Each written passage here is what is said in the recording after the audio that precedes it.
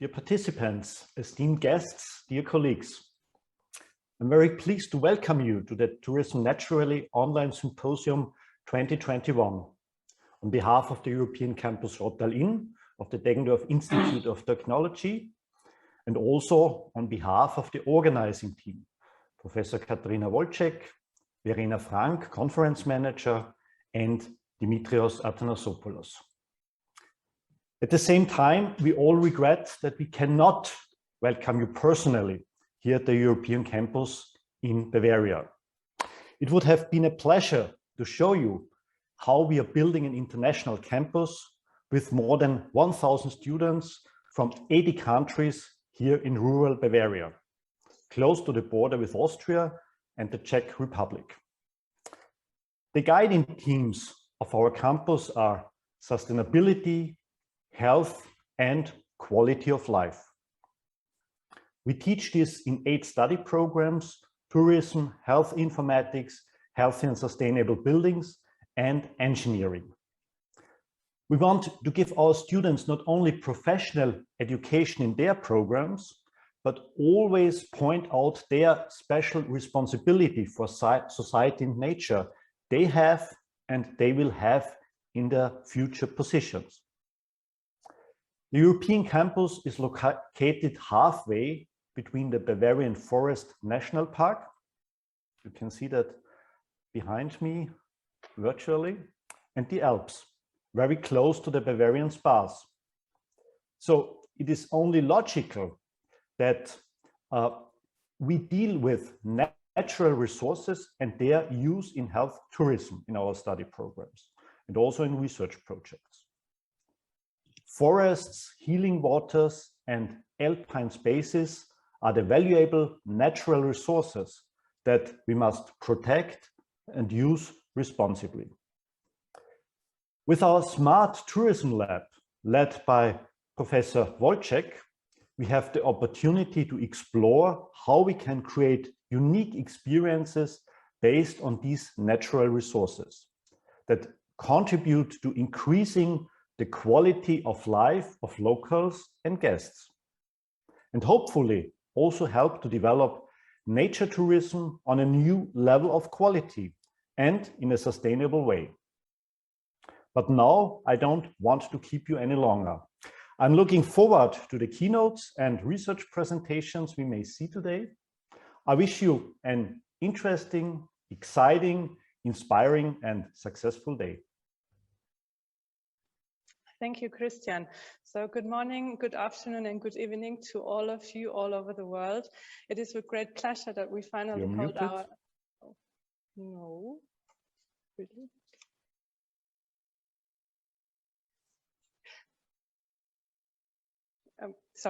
It is with great pleasure that we finally hold our Tourism Naturally Online Symposium today. Together with our team, we've put together an extensive and varied program with outstanding keynote speakers and a new presentation format. We hope that you will gain interesting and exciting insights today, get new inspiration, and make new contacts. Throughout the symposium, you will have permanent access to the interconnection zone, which you can use for networking. The link will be provided in the chat section of each session. If you have any general questions or encounter any problems during the event, please contact our support team. We will leave the email address for this in each chat box in the individual sessions. Our opening remarks will be followed by the first keynote lecture by Professor Dimitrios Buchales, so please stay in this room. Our moderator will give you further guidance afterwards. We will be happy to send you a certificate of attendance a few days after the event, but please be patient as this will take a few days due to the high number of participants. We're more than 1,000 registrations. So now I will hand over to my colleagues Katarina Wolczek and Dimitrios Athanasopoulos, and I wish you a great day and thank you for your participation. Thank you, Verena. Good morning. Welcome, everyone, dear guests. I'm really delighted to see so many participants. I think this event already have really high potential because we have more than 1,000 participants. And I think it's a milestone because we live in really strange times now we have been discussing as tourism experts that we need a change, we need to be agile. However, now COVID demonstrated that there are still issues. We need to find ways to be more sustainable. We need to find ways to be more efficient in establishing collaborations. And of course, we need to find ways to be more agile. And therefore, I'm really delighted that today we have an opportunity to bring together current experts in academia, in the industry, in destination management, top researchers, future of tourism industry, the students, and discuss what's next, where are we going, and how we can survive in this challenging, changing world, how technology can support this change, how we can enable the better, more sustainable tourism businesses, more sustainable future for nature-based tourism. So I'm really happy to have an opportunity to invite you to this event. Thank you. Thank you, Katerina. So I would like to welcome you from my side. My name is Dimitrios Athanasopoulos, and I'm the lab engineer for the DIT Health and Smart Tourism Lab here in Deggendorf, Institute of Technology. Here we always strive to equip the students with new skills, with new ideas of what the future of tourism will be. How can we prepare students to do jobs that don't exist yet? With that in mind, we understand what we're in a very challenging time. COVID-19 has impacted us and has shown how agile and how resilient the industry can be, how it can adjust to the new times and to the new challenges, such as the conference right here. We were supposed to hold it here in campus, but unfortunately, due to the circumstances, we had to adjust to a new reality, which has also been an opportunity for us, an opportunity to connect with people from over 4 continents, over 60 countries, people who will participate and actively engage for us to have fruitful outcomes out of this and maybe inspire the next generation of tourism professionals. Our pandemic has forced us to snooze, but now again, our beaches, our mountains, our cities, our countries are opening up again. And with that in mind, we would like to see what the future will be, how tomorrow will look like. I would like to thank you all for participating, for giving your insight. Very happy to be here and very excited to see a very fruitful event. With that in mind, I give the floor to Professor Baumgarten. Thank you, Timmy. Good morning, good afternoon, and a very early good morning to some of you as well from my side. I'm Christian Baumgarten. I'm here for the University of Applied Sciences of the Grisons in Chur, Switzerland. Not many words from my side. I will have a keynote later on, but just a big thank to the organizers in Deggendorf. You did really an amazing job. Looking forward to an interesting day. Thank you very much.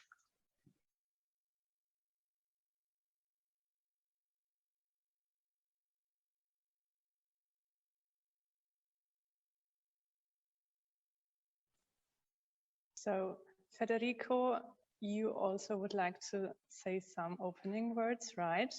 It's your time now. Okay, thank you, Verena. Just to say hello from Italy and the sunny Tuscany today, and to say that I'm very happy and honored to continue to be part of this so well organized symposium and continue and implement this tradition of Tourism Naturally Agora. Hello, bye-bye. Thank you, Federico. Now it's time for Xuan-Xi. You also would like to tell us something? Are you here?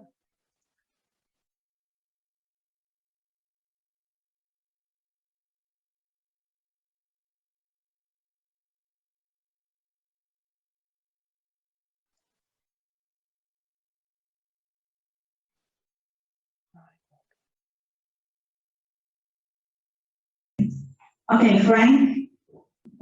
Okay, yeah, I'm Zhao Yuxie from China, Central China Normal University. I'm very glad to meet you, all dear friends, here online. And we organize our students here on site in their on-site meeting room to participate, to listen to the experts and the coming exciting presentations. And it's also a pity that we couldn't go to Germany to participate the meeting in person. But yeah, hopefully that we can meet you next year at Fort Collins. So wish you join the presentation and be successful. Okay, thank you.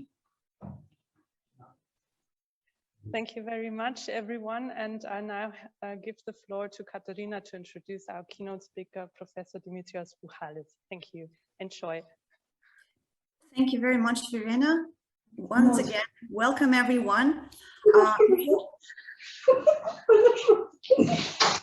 Before we start, I would allow myself to very quickly familiarize you with the program that we are going to have. So it's very intensive, very exciting program, which I hope you will all enjoy. So you can see the most up-to-date version, the final program at our website. So tourismnaturally.com, the program. As you are all here, we are now 112 participants. That's fantastic already, and I'm sure more people will join soon. So I just will allow myself to give you a short introduction. So here at this page, you will find everything that you need during the day. If you prefer to have a PDF version of this program, feel free to download it right here. I guess, yeah, you should be able to see my screen now. If you have any technical problems, please contact our support team. So we have conference support at the right upper part of the screen. Please do not hesitate to let them know if you have any problems, any troubles. The whole conference is based here in Zoom, and there are 5 parallel sessions that are available for you, depending on what you're interested in. So now we are here in the opening ceremony, and then we will all stay here in the same room for the first keynote session by Professor Dimitrios Buchales related to co-creating value through smart environments. And then after that, we will split into different sessions. So if you scroll down, you can see different types of activities, and we can offer you keynote sessions. So 2 parallel streams with fantastic speakers, both from academia and industry practitioners, who will share their ideas, their research, their best practices, and we'll start this discussion. In parallel, we have really exciting research presentations. So 3 parallel streams. Please feel free to decide which one you're interested in. So they are short, really concise presentations about the latest research findings in the field of nature-based tourism, health tourism, sustainable tourism, and the participants will share their ideas, their findings, and then you are welcome to join a panel discussion where they together will search for the solution for the industry and for academia. Then we will have a little lunch break so we can refresh, get some coffee sips or some snacks, and then I would be happy to invite you back to the second part of the conference, where again we have really exciting speakers in 2 parallel streams related to top ideas of academia, also lots of interesting findings and trends of nature-based tourism. there will be an interesting workshop about biometric technologies which can be applied in natural environment and in online environment right now during COVID and maybe after COVID. So you're again very welcome to join.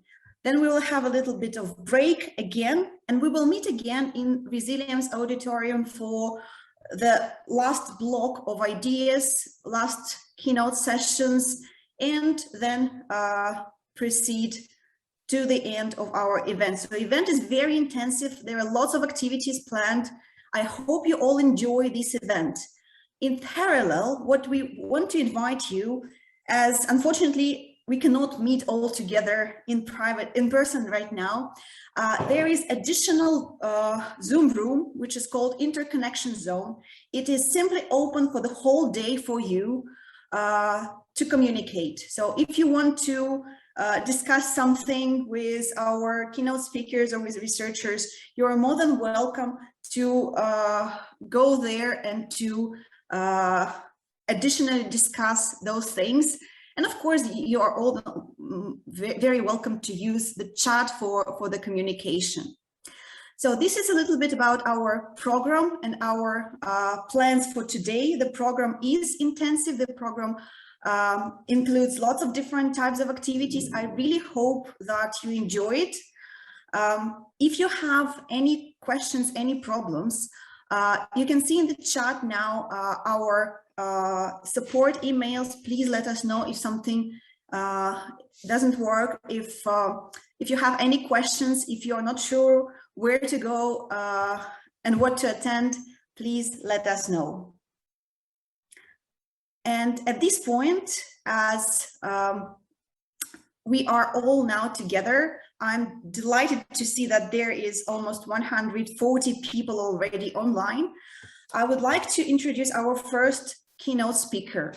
So today, what's happening now in the world is that technologies change everything, and they affect our everyday life. They affect the way how we live. They change tourist demands.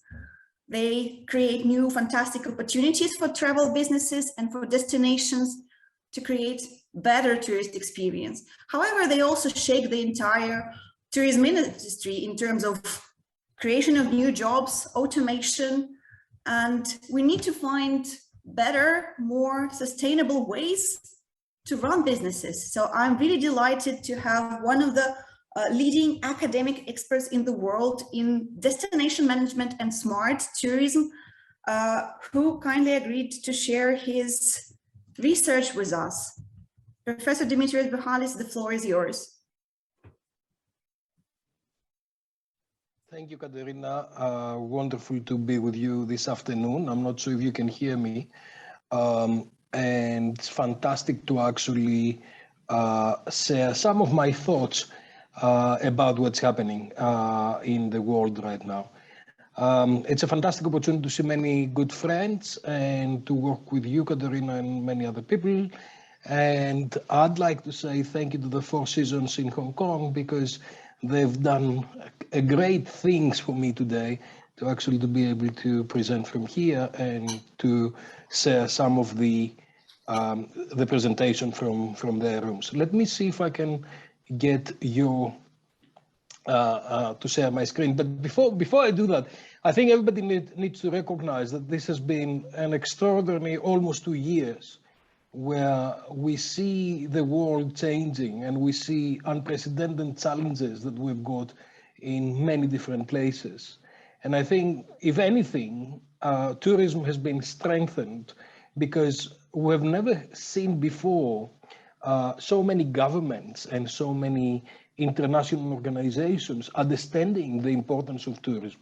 And equally, we've never seen before a situation where tourists and the customers understand how important this experience is for them and what they should be doing. So now you should be able to see my presentation. If you can confirm that, Katerina?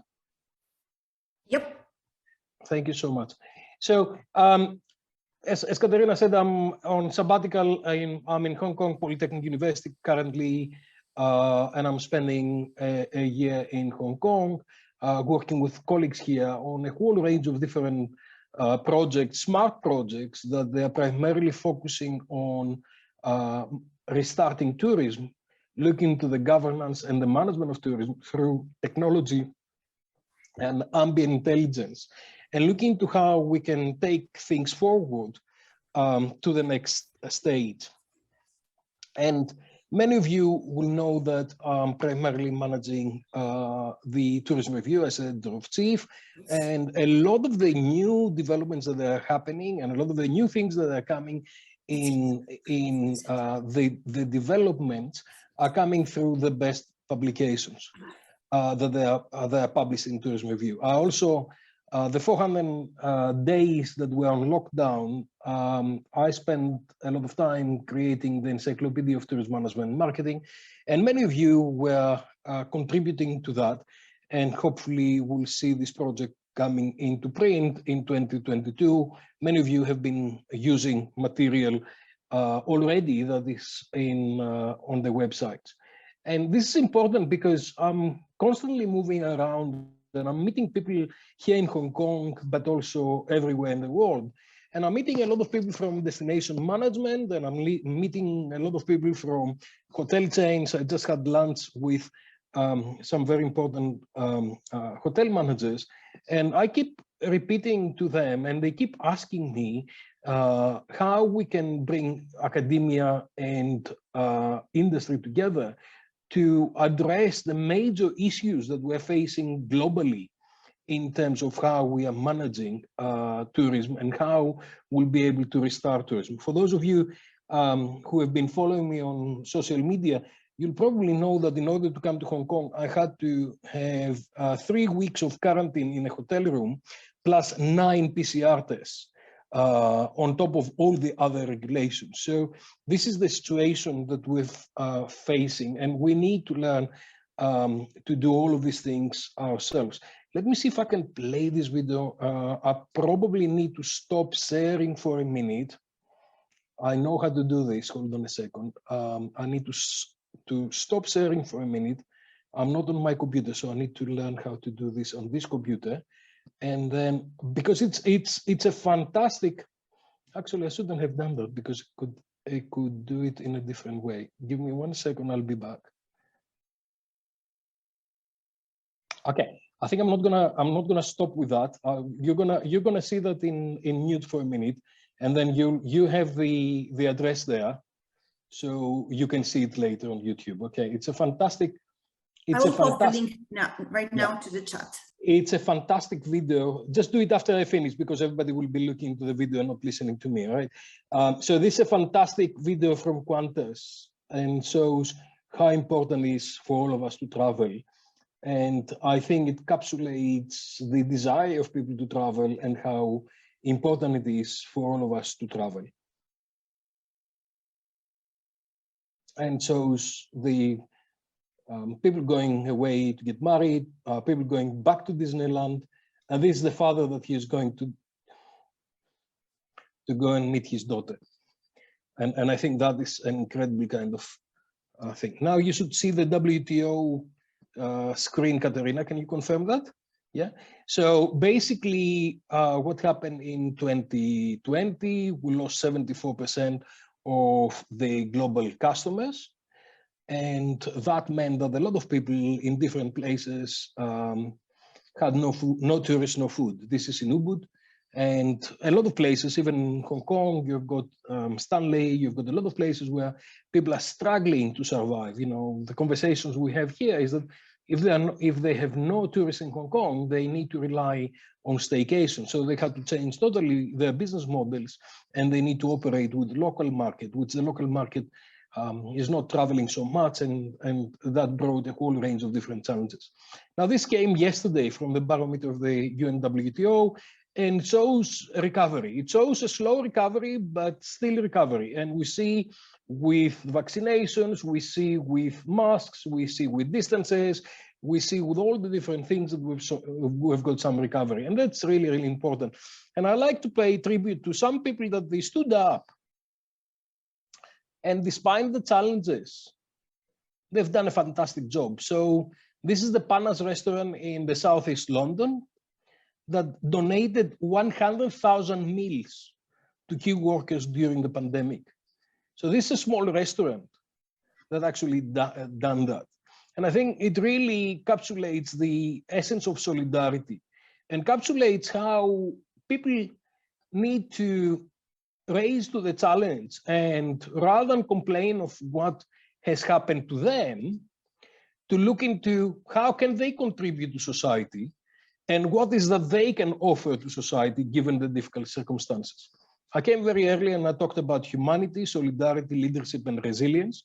And I think those four words will see us through.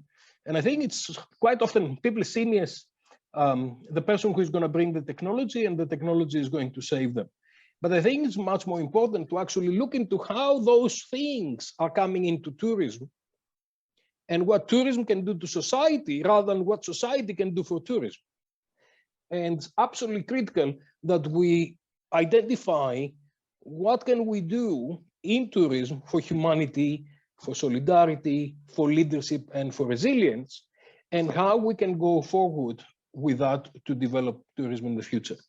Now, of course, after any storm, there is a rainbow, and we had a couple of typhoons here in Hong Kong in the last 2 days, and we always know what's happening afterwards.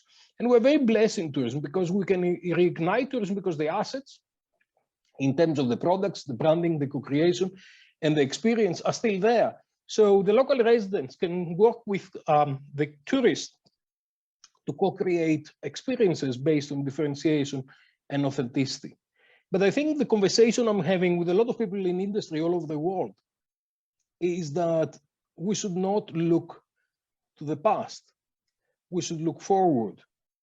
And one of the conversations I just had was things like yield management and revenue management, right? We are always looking what has happened in the last two Octobers, the last 3 Octobers. But in fact, what happened in the last 3 Octobers may be relevant to what's going to happen in the future. So we really need to start looking into how we can use big data and smartness and agility to go forward. And what we see everywhere is the end of planning and the beginning of the agility. The end of planning, because normally we'll have a yearly planning, and we'll have a long term of 3 to 4 years planning. But now we've seen that everything changing so fast that we need to be much more agile, and the long-term planning became a couple of weeks. So that is changing the way we operate. And in order to operate with resilience, we need to be smart and we need to be agile.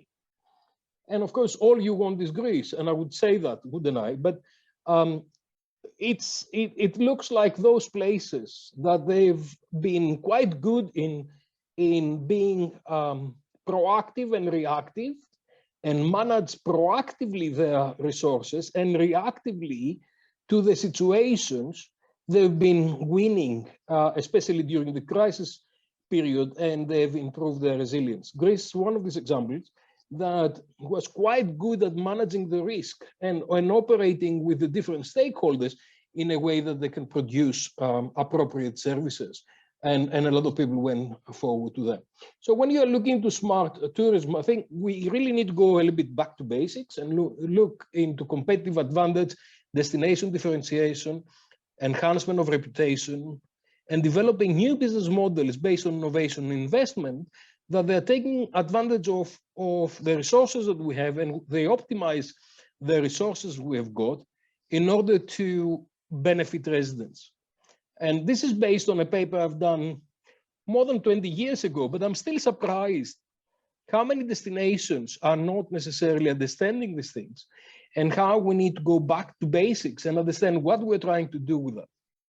And this is something I've done in the last year as an introduction to the encyclopedia, and you can find this online, and it's called the tourism pyramid, because the tourism pyramid will be the basis of doing tourism everywhere. So we've got a tourism system that that emerged from near leap year, and we've got here the generating region and the destination region, and then you have got the transit region where you've got the remediation and omni-channel management. You've got information technologies and communications. You've got transportation and accessibility. All those things are bridging the demand on the one side and the supply on the other side. And of course, you've got resources coming in and you've got value coming out. So this is the value system and the tourism system, as we know. But I think we need to understand that the tourism system is on top of the pyramid, and the pyramid requires agile planning and management and towards strategic management. It needs a very good understanding of the market forces and how markets generate things, and they can change things very quickly. Exogenous variables, where you've got a range of different variables that determine what we do in tourism, and obviously COVID is an exogenous variable that has screwed up everything else we're doing. And then you've got the technologies and the infrastructure that is coming into the situation to actually provide the basis for the development of the tourism activity and for bridging the demand and the supply. It's absolutely critical that we understand holistically how tourism works. And I think I spent quite a lot of time doing that. And after reading the 1,250 entries of the encyclopedia and the 2 million words that they went in there, I think this encapsulates the whole tourism system and how we need to be doing tourism sustainably in the future. Smartness takes advantage of the interoperability and interconnectivity of integrated technologies to re-engineer process and data in order to produce value for the entire range of the stakeholders. And that re-engineering will enable shaping products, actions, processes, and services in real time in engaging with different stakeholders simultaneously to optimize the collective performance and competitiveness and generate agile solutions and value for everybody involved. Now, we need this value to be sustainable, and we need to engage with the different stakeholders that what we do maximize the welfare of societies on the long term. And I think smartness will enable us to understand the big data that's going behind everything and help us create networks that are interoperable and interconnected, using all kinds of technologies from the Internet of Things, Internet of Everything, sensors, beacons, and analyze big data in order to provide this value co-creation platforms that will enable everybody to collaborate and create those things. Smartness is not about technology. A lot of people think that smartness is technology or digitization. It's much more than that, because it brings all the different stakeholders together and brings the evolution through the different technologies together to create real-time, dynamic, adaptive, customized, individualized, and contextualized solutions for all the stakeholders.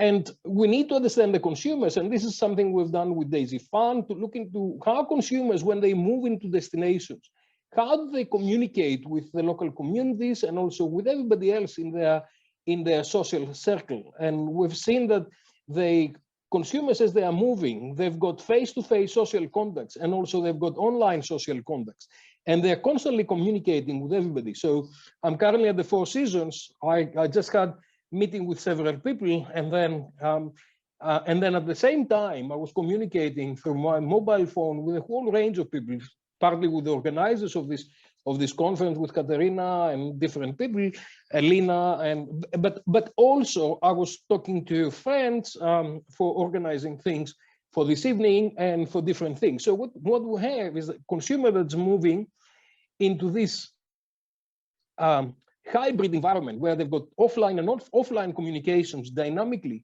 in order to be able to move forward. And of course, we have seen that different types of consumers operate on these things in a very different way. So we've created a typology of consumers to look into those people who can work in online environments, those people who prefer to work on offline environments, and those other combination of those things. So once we understand what consumers would like to do, then we can have smart solutions for them to actually address their needs and their personal preference.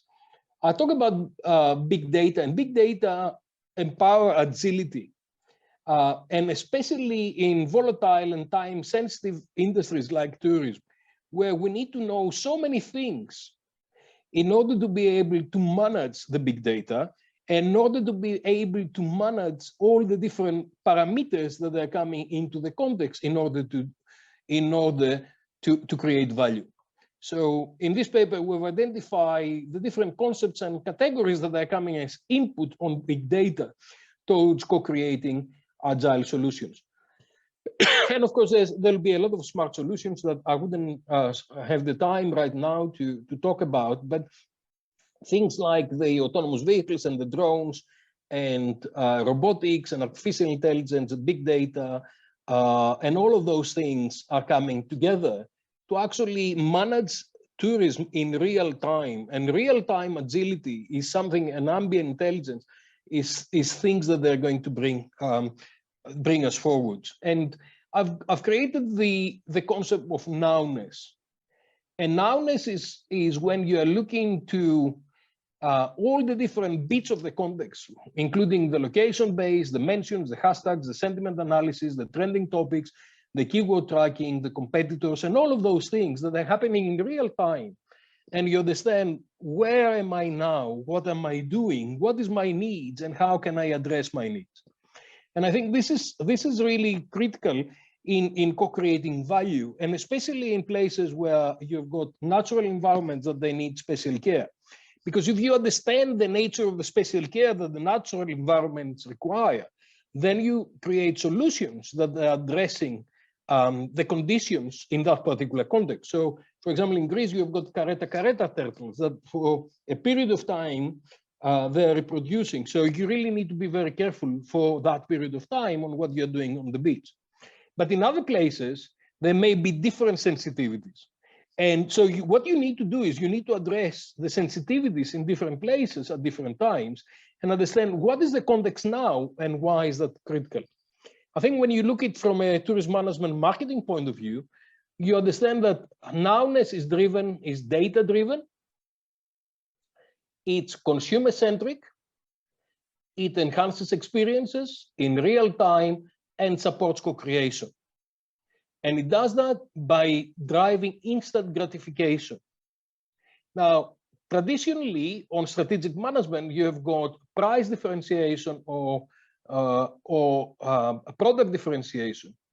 Increasingly, you see real-time differentiation that drives instant gratification. So understanding the local conditions in real time will be really, really difficult on what we're doing. And I can see colleagues from China here. China is closed for tourists. You cannot have external people traveling to China because you have got, first of all, you don't get visas as a tourist to go to China right now. And the restrictions are changing dramatically. I think and we had situations where colleagues were in China, they went to Macau. So when they come into Hong Kong, they wouldn't have the days of the quarantine required. And then they went to Hong Kong, and then the regulations changed in Hong Kong. So what we need to do, particularly in these challenging environments, is understand how we should address the context as the context is changing through the dynamic kind of situation. Now, what we've identified with Yegen Sinarta is looking to what really triggers real-time contextual changes. And then looking to contextual relevance of what's happening, going through the nowness circle and create real-time service enablers towards co-creating value for all the stakeholders. And I think the critical bit is to understand what is happening here towards understanding what's happening here in terms of value. So a couple of days ago, I was about to go out of my hotel and to go and meet some friends. And the concierge said, you cannot go out because there's a typhoon. And I said, don't worry, I'm going to take the bus and I'm going to go. I said, the buses are not going. The buses have stopped operating. So what we need to understand is what is the contextual information and what opportunities and challenges that brings for different people. And of course, we have got ambient intelligence where we've got smart systems that in everyday environments that they are hiding at the background through the Internet of Everything. And those will be supported by artificial intelligence, machine learning, ambient connectivity through wide area Wi-Fi, 5G, autonomous vehicles, and robotics. All of those things will be coming together towards facilitating the management and marketing of tourism. Because when you've got technology on everything and you understand what's happening in every single place, then you can manage the place holistically and you can look into what value can you add holistically in different places. And here you've got consumers in the middle, so you've got customer centricity that is driven by the Internet of Things and Internet of Everything, by 5G and different forms of connectivity, RFID, mobile devices, smartphones, wearables, cryptocurrencies and blockchains, sensors and beacons, pervasive computing, gamification, and artificial intelligence and machine learning. I think all of those things are coming together, and what we see is a lot of robots coming into, and a lot of technology coming into what we do. This is probably 2 years ago in the New Century Grand Hotel in Hangzhou when I became friends with this robot that was following me around, and it was quite fun to actually see how those things work.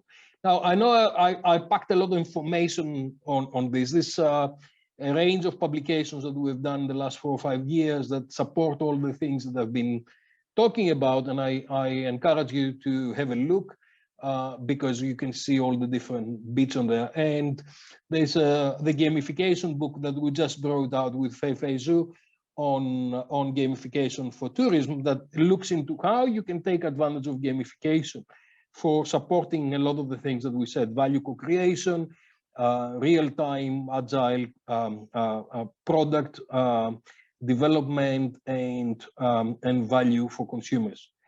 Thank you very much. And I'll leave you with this slide so you've got my contact details, and I'll be more than happy to take questions. Thank you very much, Dimitrios. It was really exciting, interesting. So, and thanks for fantastic time management. So we have really enough time for the questions. So if anyone would like to ask, clarify anything, please feel free either to type your question in the chat and I will forward it to Dimitrios, or feel free to unmute yourself probably before by raising your hand so we don't talk all together.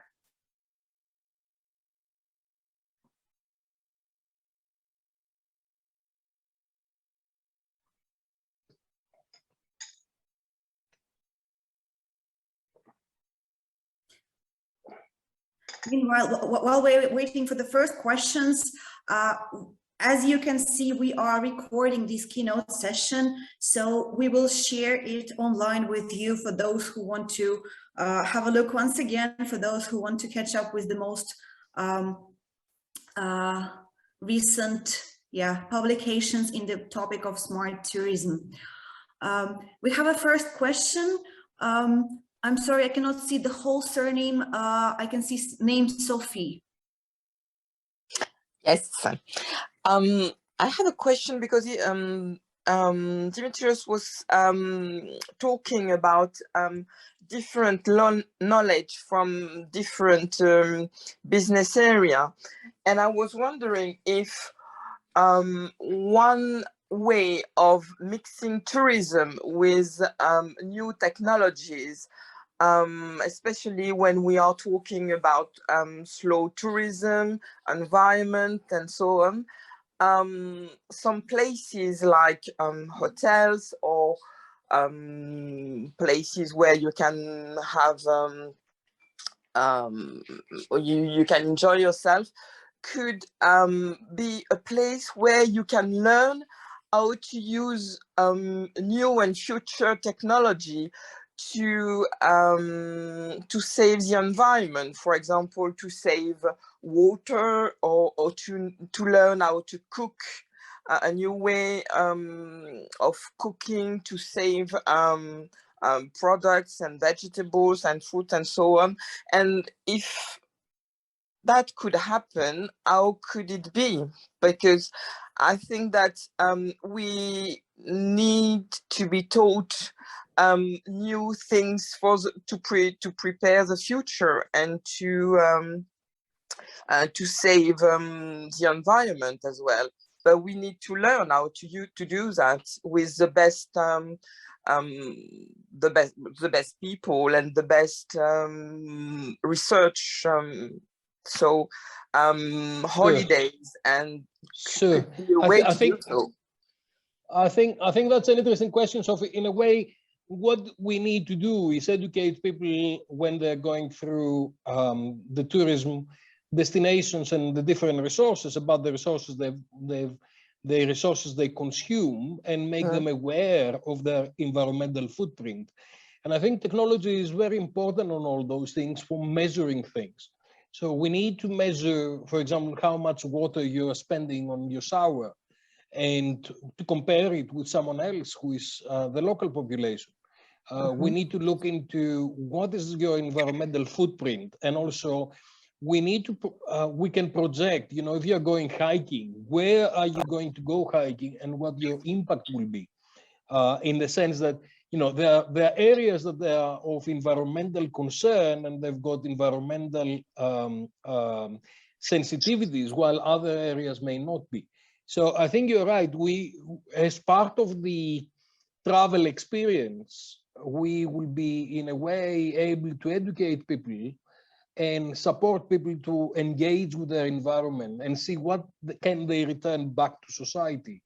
And not only, I mean, a lot of people are talking about sustainability and they're only talking about the environment and natural resources, but also don't forget that there are social resources sustainability, economic resource sustainability. So we need to look into holistically into sustainability, and we also need to use technology to make sure that people familiarize themselves with their footprint and their impacts, and also engaging them into how they can make a contribution to society. Okay, thank you very much. Thank you very much. Now we started getting lots of questions, actually, so people are waking up. So the next question is from Michelle Cummings-Cursor. How do you think smart tourism will affect human communication and interaction in customer service? Hopefully for a better way. We assume that people can communicate nicely face to face. In fact, I went yesterday to a Chinese restaurant, local, which opened a few days ago. And in fact, I couldn't communicate with the waitress. And the menu was in Chinese, in Cantonese. So the only way to do it was to download an application to translate the menu on my app and point out to the lady what I want to eat. So I think it's a myth that humans communicate better than face-to-face rather than with technology. And I think what we need to do is we need to use smart technologies to support operational services, like, why do I need to go to a reception to get a key to get into my room? I can get the key easily, or I can get the code. That is functional bits. And then we need to use technology in a smart way to understand how we can protect customers when they're traveling. So Buchales does not go out on the typhoon because he's going to be killed. And also opening up the cultural elements and the natural elements, like Sophie was saying early on, that if you're here, when you turn left and right, you'll find this fantastic environmental resource that you didn't know about, or you'll find this community that you may like to be involved in one way or another. So smartness enables a much smarter way of doing tourism. Let's face it, we haven't done smart tourism properly. We haven't done tourism properly for a long time. And actually, I'm getting really, really angry when I hear people talking about over-tourism, because they don't know what they're talking about. It's badly managed tourism rather than a problem of volume. So we really need to understand capacity management. We really need to understand what are the resource implications. We need to understand what is the sustainability implications on everything we do. And we need to engage with consumers in a smart way to make them aware of their impact, and also to give them the tools to communicate. So I wouldn't be able to order, which I thought, I still don't know what I was eating last night. I think it was kind of chicken satay.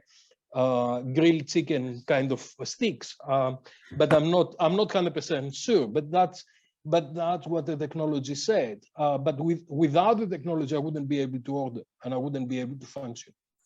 Mm-hmm.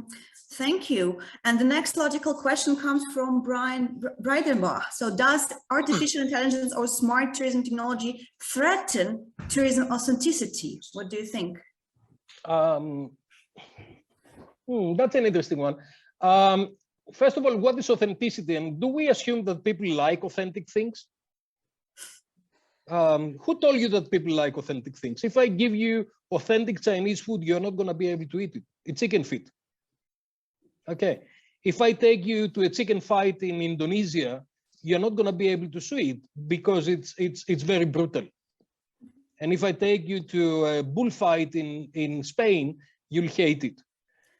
So there's another myth that people like authentic things. People do not like authentic things. People like the things that they think they're authentic. So that's number one. Number two is what we're trying to do with technology is trying to bring the demand and the supply closer together. Okay. And we are trying to bring what you can enjoy and what you are really looking for to what is on offer out there. And we create the bridges. Now, artificial intelligence means that we learn through machine learning patterns of behavior. So if we know that every time that you go to China, you are looking for the best chicken feet, we'll bring you closer to this authentic experience. But if we know that you are looking for Beijing a duck, we're going to bring you to this kind of experience. And if you go to Germany, we may say that if you are like Beijing a duck, you may like this kind of food, you know, pork in Germany, whatever. So what we're trying to do is we're trying to understand patterns of behavior and facilitate that kind of connectivity between different things. And artificial intelligence and smartness is really about bringing the resources together and creating the bridges and connecting the dots in a way that it's easier for people to co-create value. Mm-hmm. Thank you. Really in-depth perspective. We have one more question. I'm sorry, I cannot see the whole name. Probably Mr. Badari. Please feel free to unmute yourself. Well, thank you very much. Yes, sorry. Professor, I have a question. Now, you know that we have seen that how pandemic has really affected the tourism industry. Okay, well, now since the situation has come back almost to normal, now when we are trying to encourage people to travel, how do we apply the carrying capacity when, you know, at the same time we can see that the place cannot hold a number of people in a day. So what will be the role of the stakeholder here? But Derek, how long have you got? I can answer. That's a lecture and a half. That's a very interesting question. First of all, let's start with what's carrying capacity and who defines carrying capacity, because carrying capacity for the Chinese that I meet here in Hong Kong is very different from the people in Germany or the people in Finland. You know, carrying capacity in Finland may be 2 people in 2 square miles, where here it's about 200,000 people in 2 square miles. Okay, so it's a very subjective kind of subject. So we need to look into what's the carrying capacity for each perception, and it's also looking into what is the use of the space. How do we use the space? So quite often, the carrying capacity discussion remains very superficial, because it's only looking to how many people are arriving into a place per year in comparison to how many people are the local residents. So these kind of measures are quite superficial. So when you are looking to, for example, Santorini in Greece, and you see how many people are going there, you really need to understand what's the patterns of the people who are going there. So quite often they are telling me there's over-tourism in Santorini. I said, hold on a second, let me understand what's happening. And then they say, look, when there are 3 cruise ships arrive at the same time, yeah, of course, then you've got 8,000 people trying to go to the small streets of Santorini and the beautiful views of Santorini at the same time. So you reach carrying capacity at no time. So I think I said from the beginning, we need to go back to resource management and understand management and planning of destinations. And if you remember on the pyramid, I said we really need agile management of resources. And there is not one area for everyone. Where are you from, Badari? Where are you connecting from? Well, sir, I'm from India, and I belong to the northeastern part of India. Okay. Again, you really need to understand your locality, and you need to understand what is acceptable in your locality, and you need to understand what are the conditions of production of tourism. And once you understand that, then you start engaging with the different stakeholders. Now, I think eventually what you need to do is you need to find a way of reaching agreement between the different stakeholders. And that's the difficult bit. Because reaching agreement between the different stakeholders that have got different interests, it's quite complex. Because quite often your interests are against mine, right?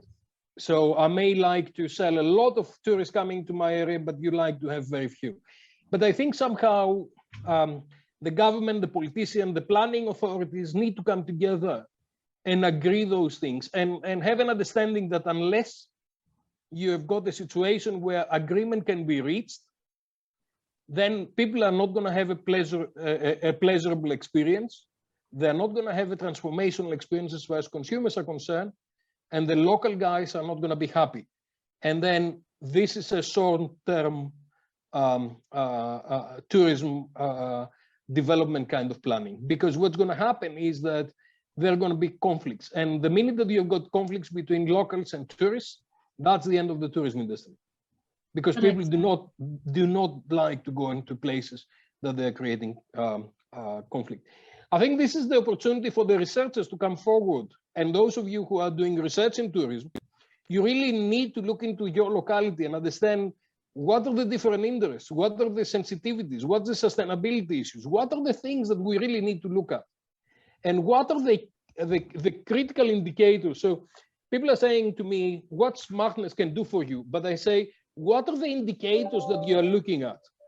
What are the bits that you really want to measure to predict what's going to happen and then create the rules? So if we say that out of this, in this park, we don't want more than 2,000 people, how can we have the sensors in the place to understand what's going to happen? How can we predict based on previous behavior, based on weather, based on public holidays, based on a whole range of things? And how can we predict what's going to happen? And how can we create alternative experiences if we're experiencing a high level of demand? So it's really about understanding the sensitivities, understanding what strategic objectives you've got through planning and management, and engaging with the different players on creating solutions that they are co-creating value for everybody. Thank you very much, sir. I mean, that has really bring light to the question. Namaste. Namaste, sir. Thank you.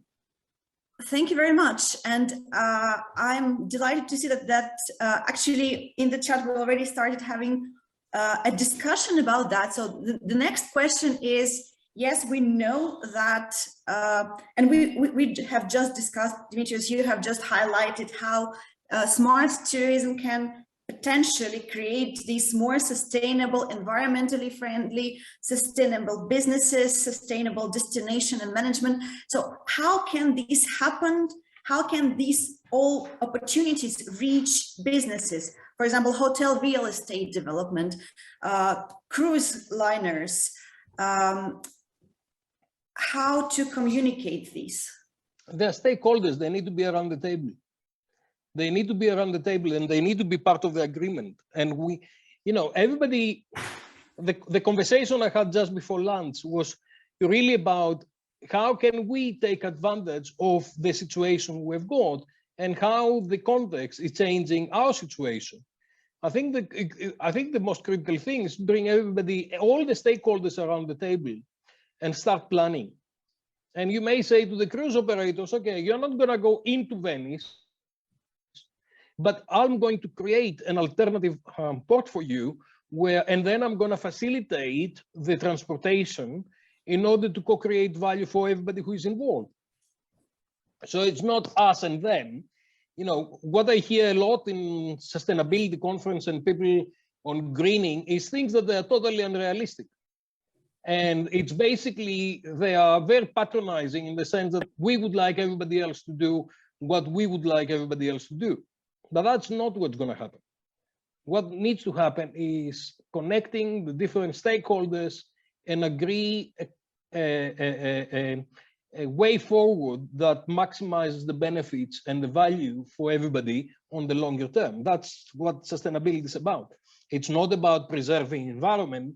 It's not about preserving cultures. It's not about preserving economies. It's about doing all of these things in the best possible way. Thanks.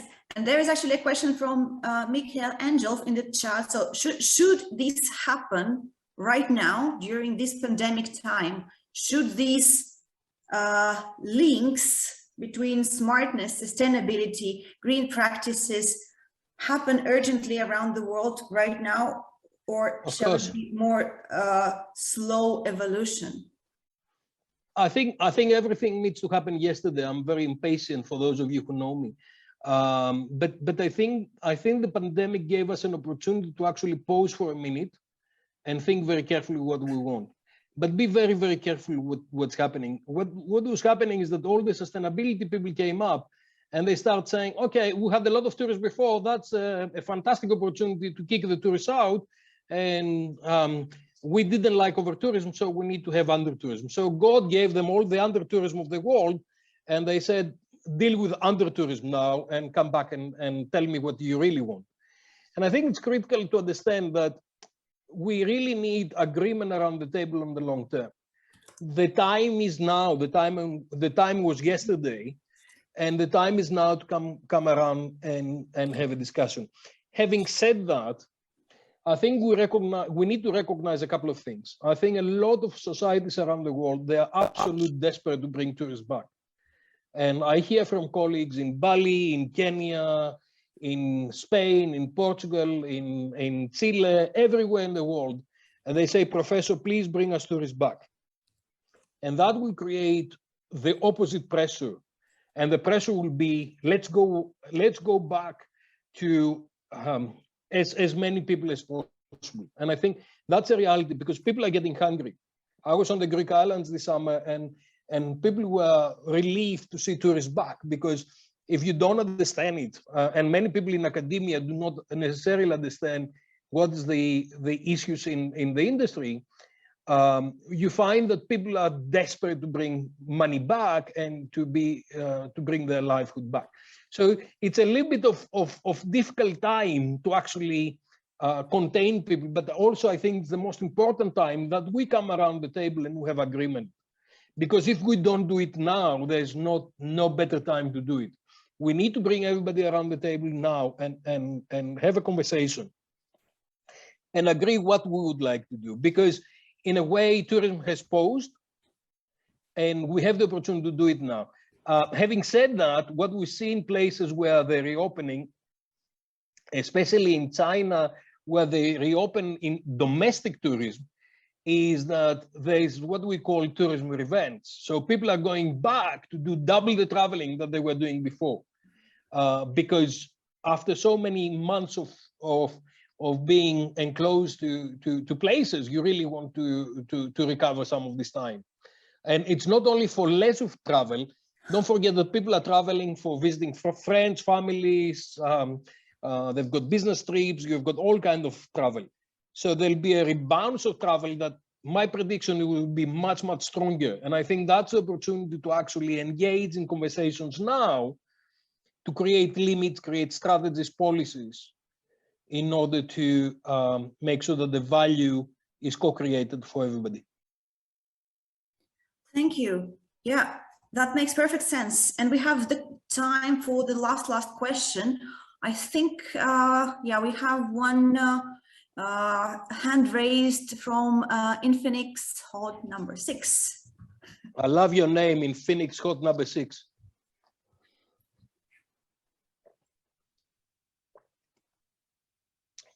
Please unmute yourself and ask the question.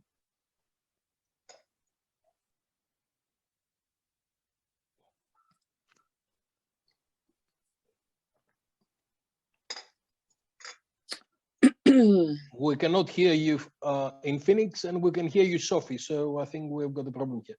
I'm Sophie. If I can ask my question again,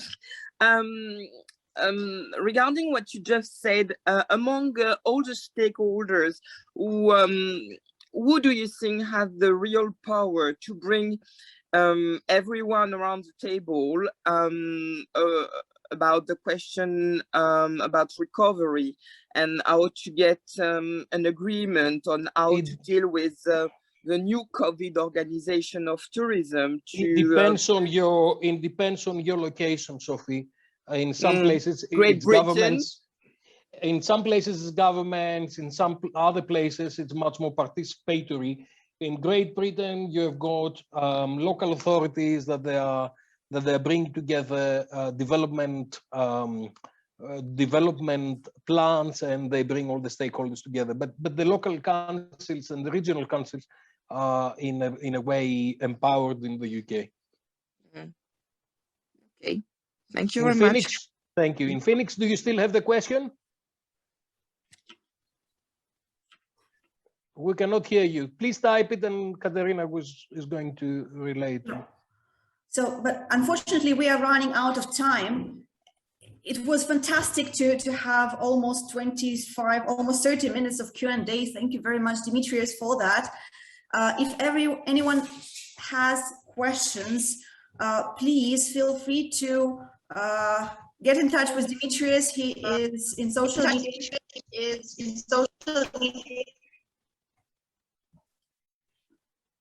I'm sorry, there was some technical issue.